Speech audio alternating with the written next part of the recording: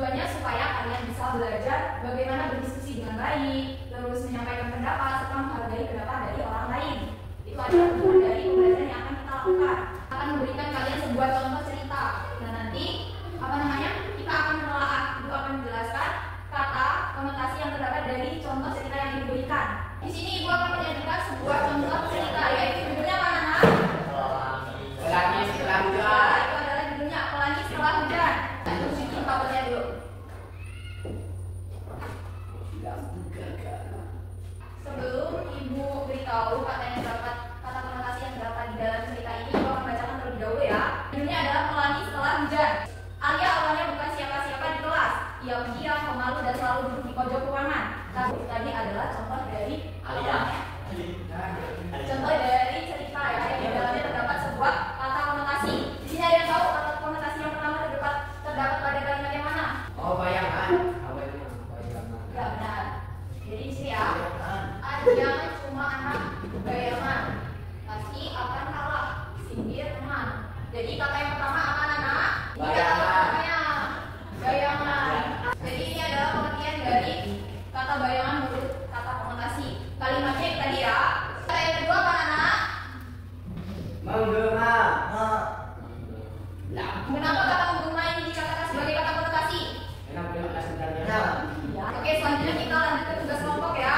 Sebelum kalian berdiskusi, bagi kelompoknya terlebih dahulu. Hari ini yang berapa orang? 1, 2, 3, 4, 5, 6, 7, 11 ya. Kita bagi menjadi 3 kelompok. Jadi kalian boleh gabung sama kelompok kalian. Duduknya sesuai kelompok tadi ya.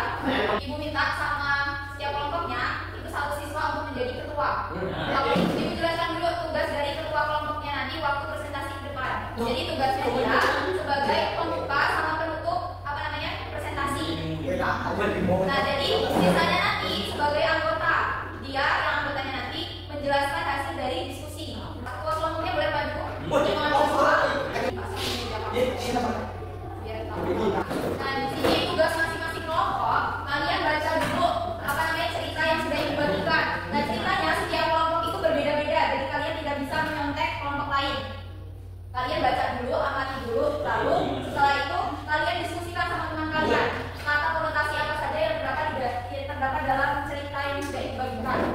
Oke, udah maksud di sini tugasnya apa aja? Sudah kan? Boleh, silakan dikerjakan. Ibu beri waktu 15 menit ya untuk mengerjakan tugasnya. Jadi kalimat yang ini kan punya keras kepala.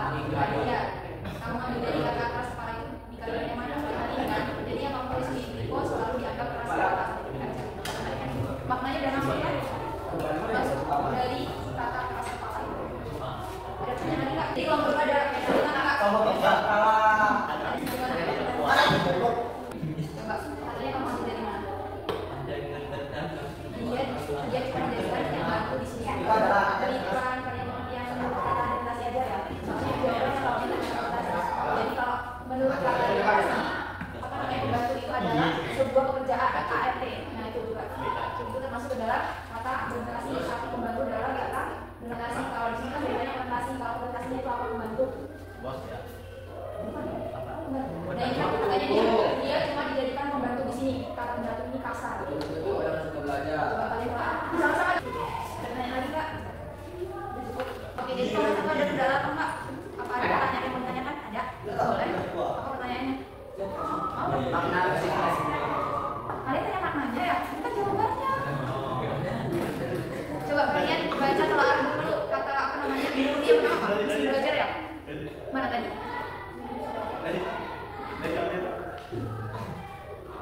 Mesin belajar Dimas adalah siswa kelas 9 yang dikenal sebagai mesin belajar di sekolahnya. Ada tahu nggak makna mesin belajar? Nggak tahu? Makna mesin belajar itu adalah orang yang ada kendala lagi nggak? Sesuai dengan tugas soal tadi ya.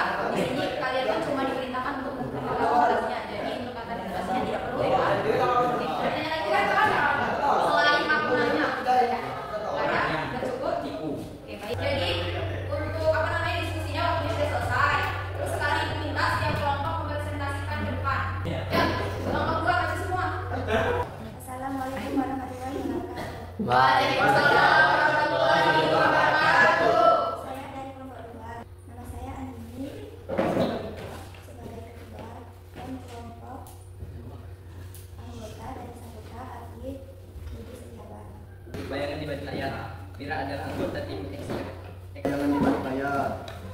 kata konotasinya bayangan.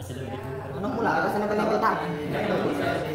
Anak yang tidak menonjol, jarang diperhatikan atau sering diabaikan. Kalimatnya tidak kurang dijadikan dalam arti kata konotasi memiliki makna yang direndahkan padahal dia mempunyai peran penting. Jadi tadi adalah presentasi dari kelompok 2 ya. Boleh ditepuk tangan buat kelompok 2. Nah, dari presentasi kelompok 2 tadi, kelompok yang lain ada yang mau menambahkan atau mau beri tanggapan? Dari kelompok apa? 1. Baik, boleh berikan tanggapannya. Dari beberapa kata yang sudah disebutkan kelompok 2 tadi, saya akan menambahkan satu kata konotasi yang terdapat di dalam cerita kelompok 2. Kalimat tersebut terdapat pada kalimat Mira langsung turun tangan menyelamatkan pertunjukan dari kekacauan. Terus katanya apa? Turun tangan. Makna arti kata konotasi mulai membantu secara langsung dalam suatu masalah atau situasi. Oke, baik ya. Tadi jawabannya sudah tepat. Oke, kita beri tepuk tangan dulu buat kelompok 1 karena sudah menambahkan hasil diskusi dari kelompok 2. Semua kelompok tadi sudah mempresentasikan hasil diskusinya di depan ya. Hasilnya kalian bagus dalam mempresentasikan, terus sudah bisa menentukan kata-kata yang bermakna dalam cerita yang sudah diberikan. Dari pembelajaran hari ini kalian sudah melakukan sebuah diskusi, sudah bekerja sama dengan baik. Terus semoga diskusi ini bisa memberikan kalian manfaat bagi kehidupan kalian. Contohnya kalian dapat menghargai pendapat orang lain. Tadi kalian menghargai pendapat orang lain? Menghargai kan? Oke. Untuk materi selanjutnya kita akan pindah bab ya, bab 2 yaitu materi tentang apa? Puisi. Oke.